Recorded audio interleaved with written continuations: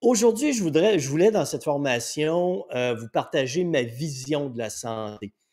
Euh, Parce que ce qu'on en retient la plupart du temps, on ramène toujours ça à l'exercice, on ramène toujours ça à la perte de poids, ce qui est très bien, parce qu'être mince et être en forme vous garantit une meilleure qualité de vie le plus longtemps possible. Par contre, dans la population en général, l'idée qu'on a de la minceur et l'idée qu'on a de l'exercice, c'est qu'il faut en faire toujours plus, il faut être toujours plus mince, il faut être en situation de privation de nourriture, en situation d'exercice de haute intensité. Malheureusement, tout ça, pour moi, c'est du court terme. C'est du court terme qui n'est pas tenable à long terme. Ma vision de la santé, c'est vraiment que la vie, c'est un ultramarathon. C'est quelque chose qu'on doit prendre étape par étape et on ne peut pas demander à notre corps d'être en situation de privation ou au maximum de ses capacités physiques en tout temps. Tout ça, c'est impossible, c'est irréaliste et ça ne fait aucun sens. L'objectif, oui, être mince vous permet d'avoir une meilleure qualité de vie, vous permet d'être plus en forme. Ça a un effet au niveau de la prévention, au niveau de certains cancers. Ça réduit vos risques de développer des problèmes métaboliques, diabète, hypertension, hypercholestérolémie, tout ce genre de bébites qu'on ne veut pas dans notre santé ou dans notre quotidien. Maintenant, l'exercice, la santé, l'alimentation, tout ça, c'est en lien avec des comportements d'adoption. Ça ne se fait pas dans le court terme, comme la plupart des gens vont le faire. Regardez alentour de vous. Qu'est-ce que les gens font? Ah, c'est extraordinaire, j'ai adopté telle diète, je me sens tellement bien, je me sens tellement heureux. Regarde, j'ai perdu 10 kilos en 24 heures. N'est-ce pas fantastique? Et la pensée magique s'installe. Et si vous regardez, selon les statistiques, et vous avez seulement regardé alentour de vous, 95% des gens vont échouer leur perte de poids dans l'année qui suit. Et tous les gens qui vont entreprendre de nouvelles habitudes de vie vont tenter d'adopter de nouvelles habitudes de vie. Les statistiques sont similaires. À l'intérieur d'une année, la plupart des gens ont abandonné. Pourquoi? Parce que tout ça est irréaliste. Toutes les exigences que vous vous imposez ou que la société ou les croyances actuelles imposent rendent les choses tellement difficiles à appliquer que personne ne peut, je me répète, là, personne ne peut tolérer ça sur le long terme. Ma vision implique donc cette perspective à long terme, des comportements simples, efficaces, que je peux répéter jour après jour pour le reste de ma vie, dans le but de conserver mon poids santé. Et conserver mon poids santé ne veut pas dire être sans gras sur le corps. Bien au contraire. La majeure partie de mes clients qui atteignent, bien, pas la majeure partie, tous mes clients qui atteignent leur poids santé, c'est pas compliqué, il leur reste du gras sur le corps. Mon but n'est pas d'amener les gens à être découpés au couteau. Ça, vous allez dans une autre école de pensée, aller faire du culturisme, si ça vous tente, c'est pas l'objectif. Mon objectif à moi, ma vision de la santé, c'est le long terme. Qu'est-ce que le long terme? Maintenir ma masse musculaire, rester, conserver mon poids santé le plus longtemps possible ou en fait tout le temps. Et quand je maintiens ma masse musculaire, je maintiens donc une bonne capacité sur le plan cardiovasculaire, une bonne condition physique. Je suis capable de demeurer autonome pour que dans les dernières années de ma vie, je demeure fonctionnel. Je demeure autonome. Ça, c'est ma responsabilité. Il peut m'arriver, comme à vous, n'importe quoi. Je peux développer un cancer à l'âge de 65 ans. Ça, c'est une partie que peut-être que je ne contrôlerai pas. Il peut m'arriver un accident, il peut arriver n'importe quoi.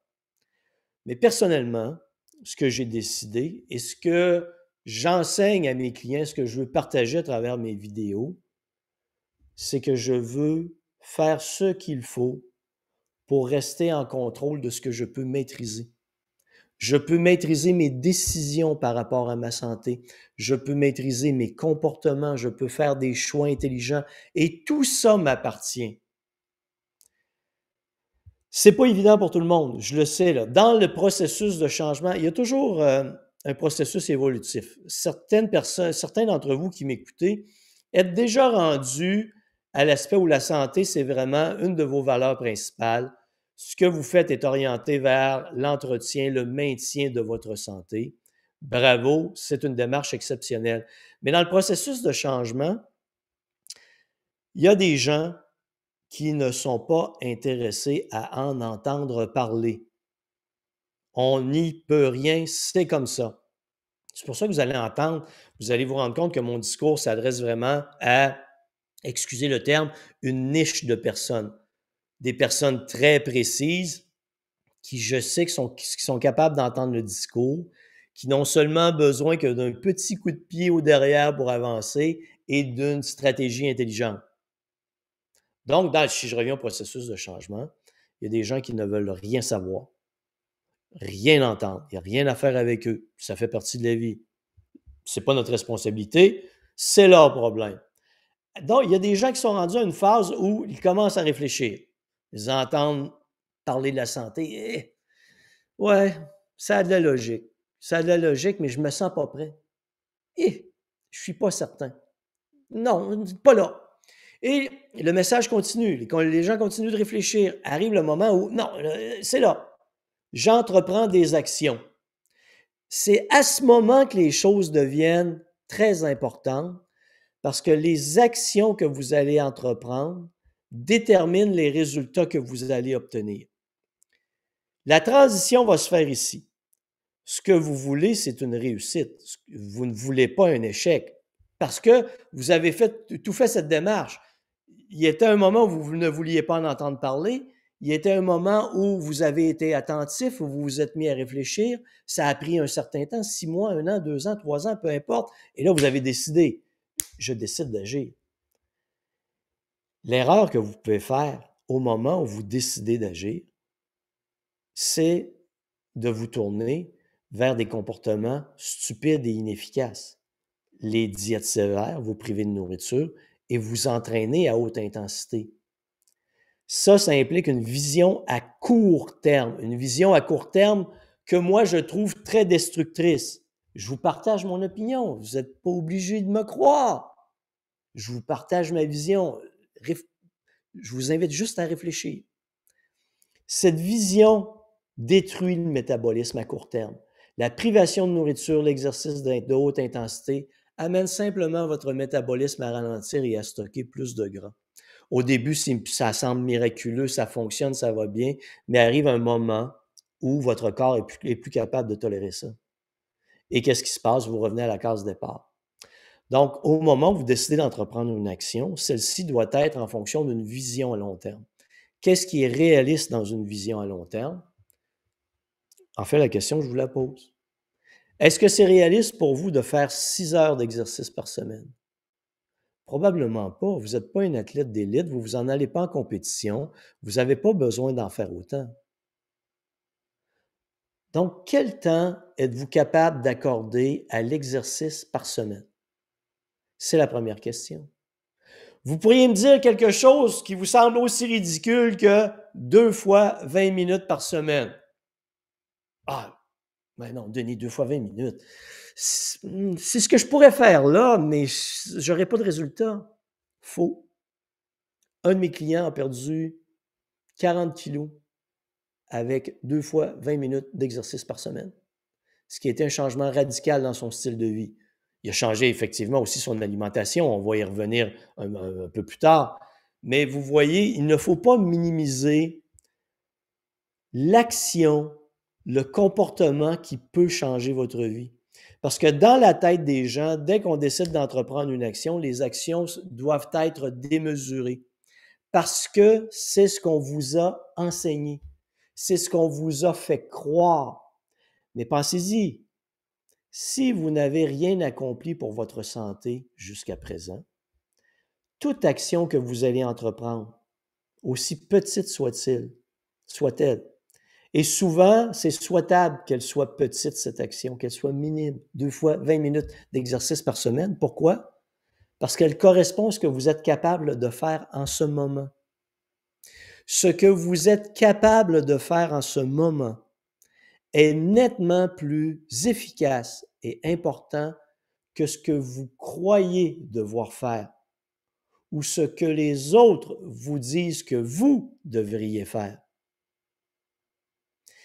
Parce que les exigences qui proviennent de quelqu'un d'autre ou de croyances vous imposent une telle pression que vous ne serez pas capable de tolérer ça. Vous allez être systématiquement en situation d'échec tout le temps. Dès que vous entreprenez une action, il faut éliminer les possibilités d'échec. Comment éliminer les possibilités d'échec? C'est pas compliqué. Pas de diète sévère, pas d'exercice de haute intensité. Vous déterminez ce qui est réaliste en termes d'exercice, en termes de temps d'exercice par semaine, et ça doit être fait à basse intensité. Vous déterminez ce qui doit être réaliste pour vous, pas en fonction de ce que vous croyez. C'est pour ça que je vous ramène à mon 2 fois 20 minutes. C'est la première action intelligente pour votre santé que vous allez être capable de maintenir pour le reste de votre vie. C'est ça le but. À quoi est-ce que ça sert d'entreprendre un programme avec 6 heures d'exercice par semaine quand ça va durer seulement 3 mois et que la vie est un ultramarathon? Des années, des années, des années, des années, des années devant nous. Pendant toutes ces années, on doit répéter des comportements qui influencent positivement notre santé. On doit donc être capable de les maintenir. Les exigences, les situations d'échec, les pressions sociales, tout ça vous amène dans cet état d'esprit négatif qui fait que vous allez abandonner. Ça, c'est pour l'exercice. Maintenant, l'exercice, on va vous dire, faites du cardio, faites du musculaire. Oui, si un jour vous entreprenez mon programme, Maigrir intelligemment, il va y avoir un programme cardio, il va y avoir de l'exercice musculaire à faire à la maison. Mais ça se peut que vous me disiez, ah, Denis, j'aime pas le musculaire. Je vais vous dire, pas grave. Tu peux faire ton cardio, fais ton cardio. Et peut-être que dans 6 mois, 1 an, tu vas décider d'entreprendre le musculaire. Mais tout ce que tu vas avoir fait va être beaucoup plus que ce que tu as fait avant. Et si tu obtiens des résultats seulement avec de l'entraînement cardio, tant mieux, bravo, c'est exceptionnel. Tu n'auras pas besoin de t'écœurer avec de l'entraînement musculaire parce que tu n'aimes pas ça. Tu n'auras pas besoin de t'imposer des exigences qui ne correspondent pas à ta personnalité, à ton horaire, à ton style de vie, à ton environnement familial, de travail. Tout ça, tu dois en tenir compte dans ton analyse afin de prendre en main ta santé. Au niveau de l'alimentation, c'est sûr que dans mon programme, on y va étape par étape. Le premier mois est un mois d'apprentissage, mais il y a des étapes à franchir. Au niveau de l'alimentation, l'erreur, je me répète souvent, là, je le sais, là, j'en suis très conscient. Vous vouliez rien faire, rien entendre. Vous avez ouvert les oreilles pour écouter les messages santé, vous dire je vais faire un cheminement. Ça vous a pris un certain temps, vous avez décidé d'entreprendre une action. Qu'est-ce que font les gens au niveau, là on a parlé de l'exercice, on va parler de l'alimentation. Qu'est-ce que font les gens au niveau de l'alimentation? Changement radical dans tout. Parce que, pensez-y, c'est facile de démoniser des aliments. Comment vous avez entendu de fois, tel aliment est dangereux, tel aliment fait engraisser, tel aliment fait maigrir? C'est de la foutaise. Il n'y a pas un aliment qui fait engraisser, il n'y a pas un aliment qui fait maigrir. C'est un contexte.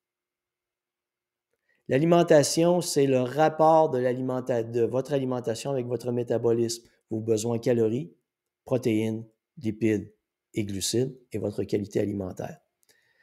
Maintenant, tout ça peut vous sembler bizarre, mais la première chose que vous pouvez entreprendre, c'est assez simple au niveau de votre alimentation, c'est d'analyser vos quantités. Ça peut être une chose, cette chose-là que vous allez faire. Ça peut être une autre chose qui est de dire, OK, quelle est la quantité de sucre raffiné que je consomme? Je peux diminuer ma consommation d'aliments raffinés.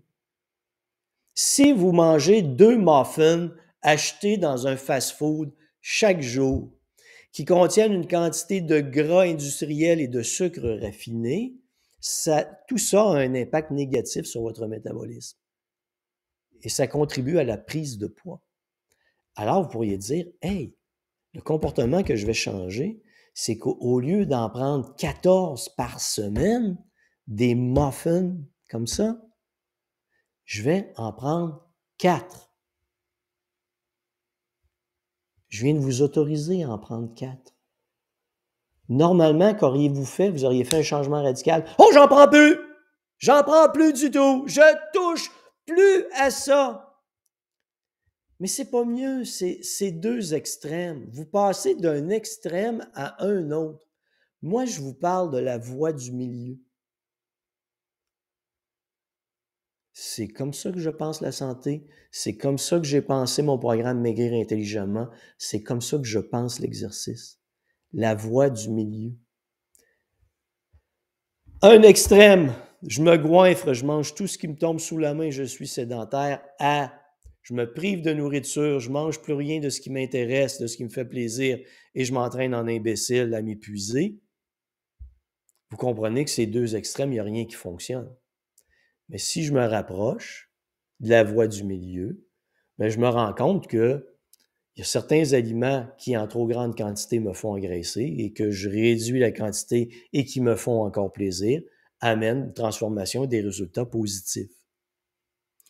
Si je veux éviter l'échec dès le moment où j'entreprends une action, il faut que vous pensiez à la voie du milieu. C'est le seul moyen. C'est le seul moyen. Maintenant, regardons notre continuum dans la transformation, dans votre transformation. Je reprends. Je sais que je suis tannant, là. Suivez-moi. Vous vouliez rien savoir, rien entendre à propos de la santé, de changer vos habitudes de vie. Un jour, vous avez ouvert les oreilles. Vous allez dire, ah, il y a des messages intéressants. J'y réfléchis, je me sens pas prêt. Vous avez fait un cheminement. Vous avez décidé d'entreprendre une action. Vous m'avez écouté. Vous avez dit, non, non, je passe pas d'un extrême à l'autre. Je m'en vais vers la voie du milieu. Arrive la voie du milieu. Et là, vous êtes fiers de vous. C'est une réalisation exceptionnelle. L'erreur que vous pourriez faire, c'est de croire que vous ne rencontrerez pas de difficultés, de tentations et du stress. C'est ça la vie. Si vous êtes dans une bonne période, vous avez adopté la voie du milieu, vous avez commencé à transformer votre corps, améliorer votre condition physique, vous allez rencontrer inévitablement des difficultés, des tentations et du stress. Vous allez donc dévier de la voie du milieu. Voie du milieu, vous allez revenir un peu vers vos bonnes vieilles habitudes de vie. Ou si vous étiez quelqu'un tenté par la privation et l'exercice de haute intensité, vous allez revenir vers votre vieille tendance. Vous allez varier. Dès que vous variez, la problématique, c'est que la plupart des gens voient ça comme un échec. Ils s'imaginent les pires scénarios parce que dès que vous entreprenez un processus de transformation, et on va ramener ça à la perte de poids parce que c'est plus concret. Quand on ramène ça à la perte de poids, c'est que vous avez donc un objectif de perte de quantité de poids que vous voulez perdre. Il y a un écart qui se crée entre où vous êtes et où vous voulez être. Et souvent, la plupart des gens voient cet écart, au lieu d'adopter une pensée constructive, ils ont une pensée négative. Oh mon Dieu, il ne faut pas que je revienne en arrière. Il ne faut pas que je reprenne le poids perdu. Donc, dans leur action, elles ont toujours peur d'échouer. Ça, c'est une des choses comment je pourrais l'exprimer? Une des attitudes mentales qui vous conduit inévitablement à l'échec, parce que c'est trop lourd, voilà, c'est trop lourd à porter mentalement. Donc, dans votre processus de transformation, lorsque vous déviez du plan, voyez pas ça comme un échec en partant, parce que ça fait partie d'un processus normal. En arrêt tabagique, Au niveau de la drogue, la consommation d'alcool, consommation de drogue, l'échec fait partie de l'apprentissage. C'est souvent, pour les gens qui arrêtent de fumer, parce que j'ai travaillé dans le domaine de l'arrêt tabagique, c'était 5 essais avant d'arriver à un arrêt permanent, en moyenne. Il y a des gens qui y arrivent en partant, mais il y a des gens qui reviennent en arrière. Mais si vous êtes en situation d'échec, oh mon Dieu, je suis revenu en arrière. Je suis revenu cette semaine, il y a eu du stress, je suis revenu à 8 muffins au lieu de 4. Mon Dieu, quel échec, c'est épouvantable, qu'est-ce que j'ai fait là? Méchante personne que je suis. Vous vous battez pour ça? Là, ça va être pire. Parce que là, vous allez embarquer avec ça la culpabilité. Et qu'est-ce qui va se passer? Le fardeau émotionnel va être trop lourd. Vous allez rentrer dans ce que j'appelle l'effet au diable. Au diable, ça ne fonctionne pas, j'abandonne et je reviens à la case départ. Les difficultés, la tentation et le stress font partie de la vie quotidienne. Vous allez donc devoir, dans votre processus, accepter que c'est comme ça. Accepter que vous allez dévier du plan et faire un travail sur vous-même pour être capable de vous dire, OK, j'ai dévié du plan pour telle raison, j'en suis conscient, je reviens à la voie du milieu. Vous allez entraîner votre cerveau à revenir systématiquement à la voie du milieu. Très important. Maintenant, regardons le processus encore où vous êtes rendu. Vous êtes parti de « je veux rien savoir ». Ensuite, vous avez ouvert les oreilles, mais ça ne vous tentait pas. Vous avez fait une analyse, vous avez passé à l'action. Vous avez été assez intelligent pour dire « j'y vais avec la voie du milieu ». Vous avez rencontré des difficultés, des tentations et du stress. Vous avez dévié du plan. Au lieu de le voir comme une situation d'échec, qu'est-ce que vous avez fait? Vous avez dit « non, non, non, je suis capable de revenir à la voie du milieu. Et je travaille pour, je reviens à la voie du milieu. » Et en revenant à la voie du milieu, ce que vous vous rendez compte, c'est que les écarts que vous avez faits n'ont pas une si grande influence parce que vous êtes capable de vous ramener à la voie du milieu tout le temps. Vous allez donc progresser. Vous allez vous rendre compte que vous êtes, avec le temps, en meilleure maîtrise de vos comportements, en meilleure maîtrise de vos émotions, en meilleure maîtrise de la compréhension du fonctionnement de votre corps. Vous comprenez mieux dans quelles conditions vous engraissez, dans quelles conditions vous maigrissez. Vous avez développé un contrôle sur vous.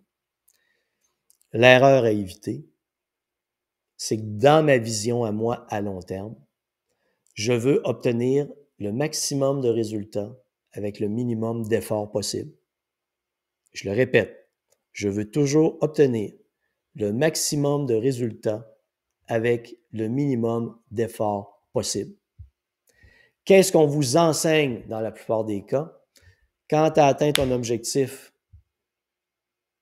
fais-en plus. Ah ben là, il faudrait que tu t'entraînes plus. Hein? Pourquoi accepter d'avoir réussi, d'avoir accepté que tu es en phase de maintien quand tu pourrais toujours faire plus? Allez, augmente! Tu faisais 2 fois 20 minutes par semaine. Au niveau de l'alimentation, tu as géré tes glucides raffinés, tu as perdu du poids, tu as évolué dans le temps, tu es en meilleure maîtrise de toi et tout va bien. 1 an, 2 ans plus tard, tu as atteint ton poids santé. Tu es fier de toi. Et là, la bulle au cerveau te monte. Il faudrait que j'en fasse plus. Il faudrait que j'en fasse plus. Mais ça ne te tente pas d'en faire plus. Parce que tu étais bien là-dedans. Et là, il y a un crétin quelque part qui te dit, mais c'est parce que si tu maintiens ça, ton corps va s'habituer et tu vas engraisser de nouveau. Alors toi, tu le crois? Tu ne te rends pas compte que c'est une connerie qui vient de te dire.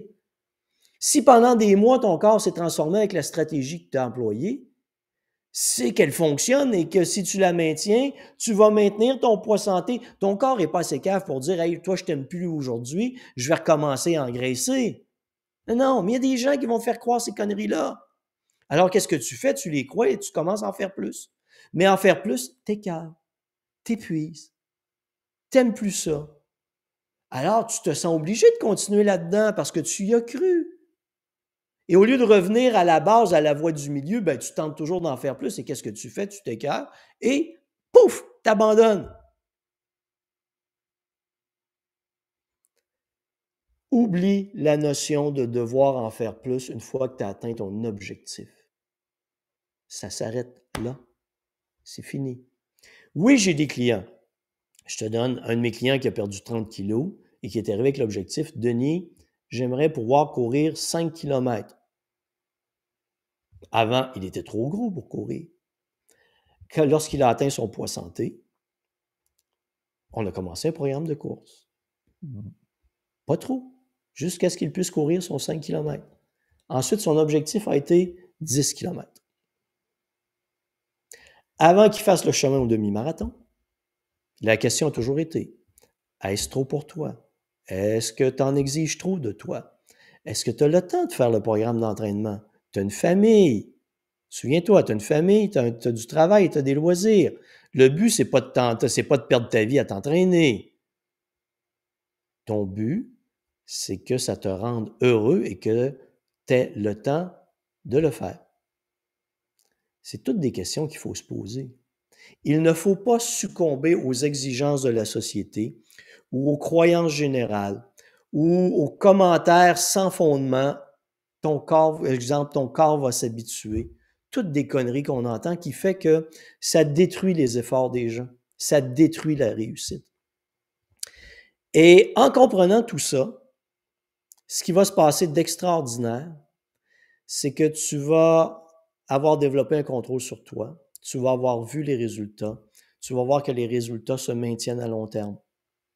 Et tu vas pouvoir maintenir ces comportements pendant 5 ans, 10 ans, 15 ans, 20 ans, jusque très, très loin dans ta vie où tous les gens qui n'ont pas fait attention à leur alimentation, qui n'ont pas fait d'exercice, qui ont vu leur masse musculaire fondre, donc leur capacité cardio fondre avec leur masse musculaire, qui ont perdu leur autonomie, qui se font pousser en chaise roulante par quelqu'un parce qu'ils ne sont plus capables de se déplacer, ben toi, parce que tu as fait tout ça, parce que tu as fait ce que les autres ne veulent pas faire en général, tu vas être encore autonome.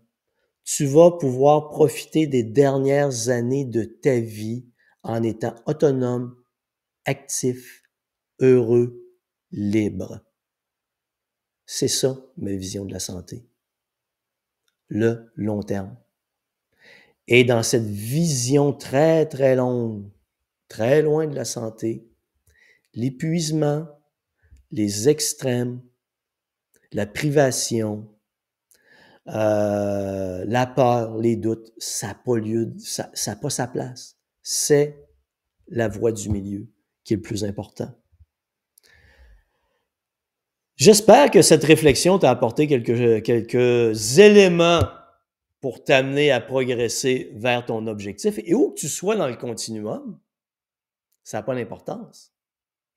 L'important, c'est que tu saches que ça peut prendre le temps que ça prendra le temps que ça prendra. Mais dès que tu ouvres les oreilles et que tu te mets à réfléchir, c'est là que la transformation s'amorce. Et c'est un long processus, c'est un processus d'apprentissage.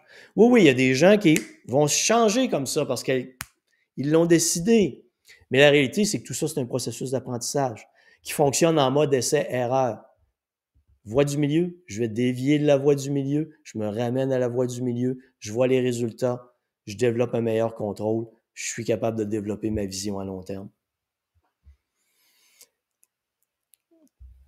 Tu te rends compte que c'est simple, mais tu te rends compte à quel point c'est exigeant, pas exigeant physiquement, mais exigeant parce que c'est pas tous les gens qui veulent entreprendre cette démarche de réflexion, cette démarche de transformation. Pour les gens qui sont déjà dans la voie de « Hey, ma santé, c'est vraiment ce qui est le plus important pour moi. Je m'entraîne déjà, je fais attention à mon alimentation, mais je n'obtiens pas de résultats, je n'arrive pas à maigrir. » C'est pas compliqué. C'est que votre stratégie d'action n'est pas la bonne.